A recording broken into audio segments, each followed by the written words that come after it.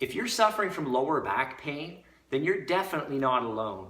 Hi, I'm Dr. Tim Sylvester, chiropractor at Grace Family Chiropractic in Orillia. They say that 80% of the adult population is going to experience lower back pain at some point in their life. And 30% of the adult population will have experienced an episode of lower back pain at some point within the last 3 months. So it's extremely common, lower back pain in adults. And the other thing I can tell you is that it's a very common cause of disability and missed days at work. And what I'd like to do in this short video is I'd like to show you just a few of the very simple stretching exercises and movements that we give to patients in our office that will hopefully help alleviate lower back pain if you're experiencing it at this point in your life. So my first word of advice is to make sure that you have a nice soft surface to do your exercises on. A carpeted surface with a good underpad or a good exercise mat. And what I'd like you to do is to get into a position where you're lying on your back. You can put a little bit of support under your head if you'd like to do that as well. And with both feet flat on the floor, what I'd like you to do is start by taking one knee and with your hands drawing that knee up towards your chest. Strictly pulling that same knee up toward the same shoulder. And you're going to hold that stretch. You should feel that start to stretch in through the buttock area. You're going to hold that for about 20 to 30 seconds. And then you're going to repeat that with the opposite leg. And again, you're going to hold that for 20 to 30 seconds.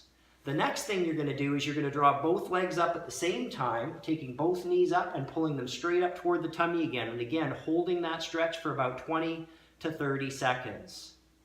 Now what we're going to do is we're going to do something called a trunk rotation, where you're going to reach your arm out to the side, you're going to pull that knee up, and you're going to work on pulling that leg across the body while you keep your shoulder flat on the floor.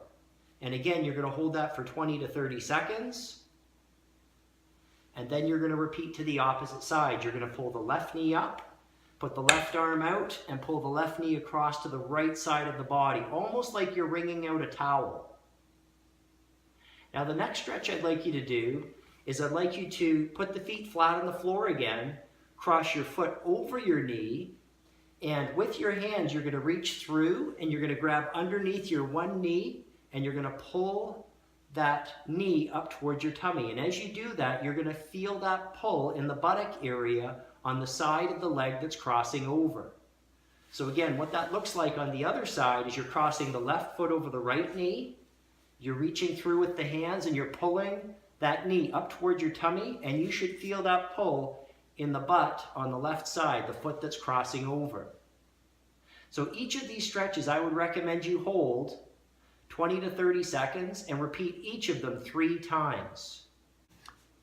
Another good movement is something called a bridge. A bridge can also be done from lying on your back position, where what you do is, again, you place your feet on the floor, hands over your tummy or at your sides, and what you're going to do is you're going to lift your bum off the floor. You're going to contract the buttock muscles and the tummy muscles and hold that contraction, again, for about 10 to 15 seconds. And then slowly, in a controlled manner, you're going to slowly let your hips sink down to the floor again. Bringing the hips up and holding, and then slowly letting the hips come back down again. There are 2 stretches that I like to prescribe for patients from a kneeling position.